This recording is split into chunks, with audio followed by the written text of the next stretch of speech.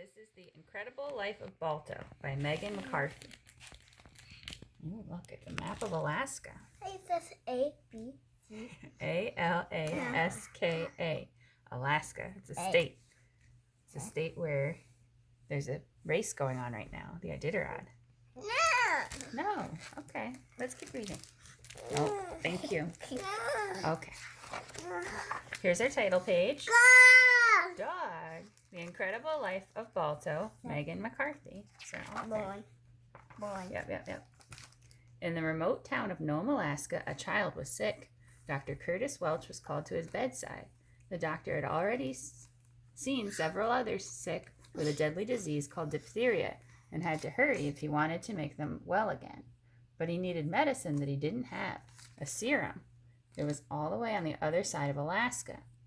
On January 20th, 1925, Dr. Welch sent a telegram. Nome calling. We have an outbreak of diphtheria. No serum. Urgently need help.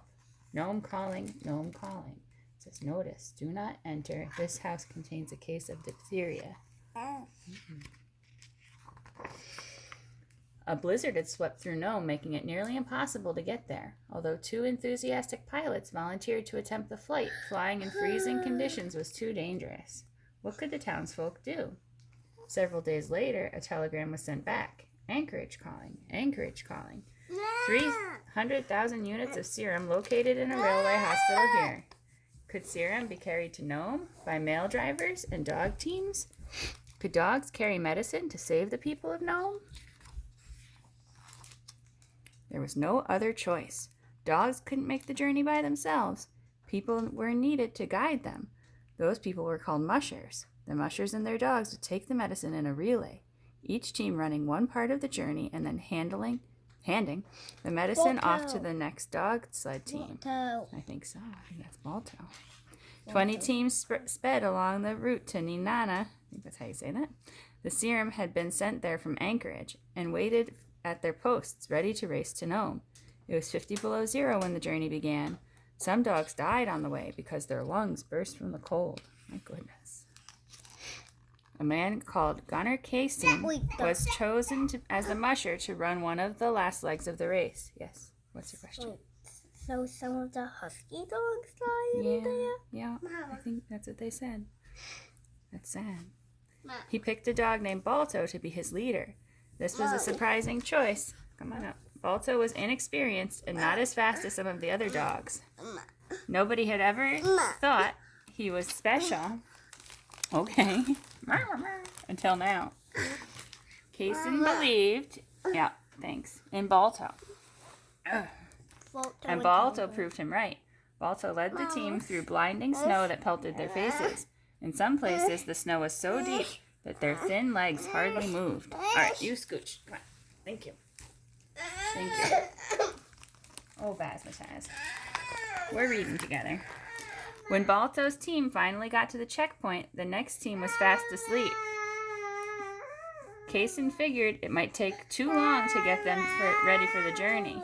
So Kaysen, Balto, and the team bravely pushed on. Exhausted and hungry, Balto used his amazing sense of smell to get back on the trail and lead his team onward. Eventually, they saw the lights of Nome in the distance.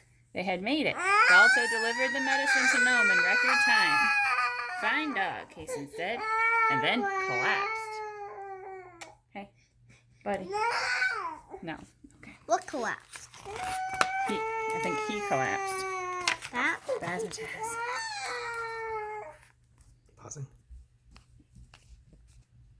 Balto and his team were written about everywhere. Kids thought Balto was the greatest dog who had ever lived. He was a hero. Balto, Kaysen, and the rest of the team boarded a ship to travel to California, where fans waited to meet the heroic dog. Everyone loved them. A famous sculptor named Frederick Roth was inspired to make a statue of Balto. Balto stood very still on 2 chairs inside Roth's studio to pose for the statue. He was very well behaved. When the statue was finished, it was erected in New York City's Central Park. Kaysen and Balto traveled to New York to watch the unveiling.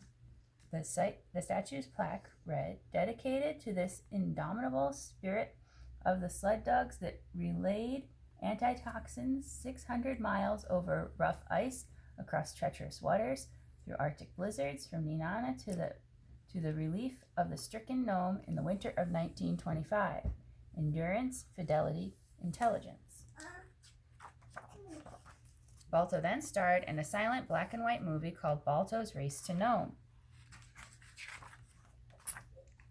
While promoting the film, Balto stayed in the world-famous Biltmore Hotel in Los Angeles.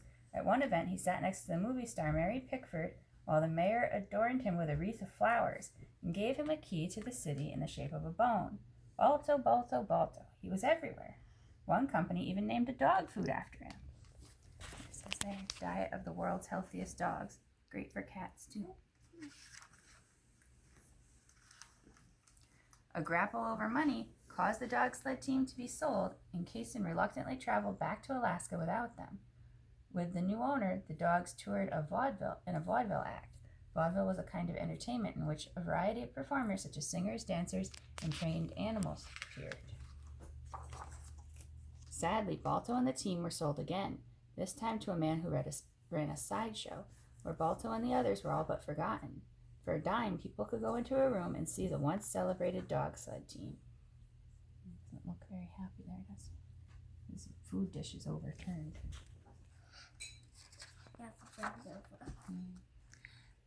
A Cleveland businessman named George Kimball paid a dime to see Balto and the other dogs.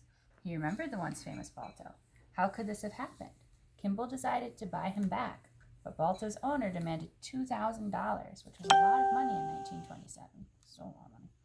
Kimball didn't have enough and was given only 2 weeks to come up with it.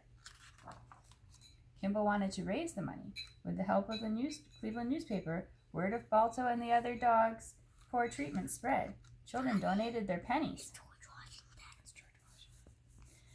People passed around collection hats at their jobs, and stores asked for contributions. That says Balto Fund. Thousands of people gave what they could to help the dogs. We were just happy to see that bowl get bigger and bigger, said Garnet Bilford, whose kindergarten class collected money to save Balto. Before long, Kimball had collected enough money. Balto and the others were saved. A headline in the newspaper read, "City smashes over top with Balto's fund." Cleveland held a parade in Balto's honor, and despite the rain, the citizens were happy. It says, "Welcome, Balto." This is Canada, Alaska. I went to Canada. We did. We didn't go up there, though. We just went to Niagara Falls. Kimball donated Balto and his teammates to the Brookside Zoo so that all of the people who had helped rescue them could visit. Thousands went to see the dogs on their first day. "I didn't want to see the rest of the zoo. I just wanted to see Balto," said Garnet Bilford, where Balto could relax and enjoy the rest of his life. There he is.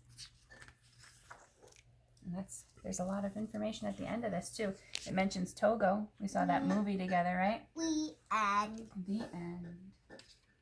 And there's more things to read. Yes. Hold up.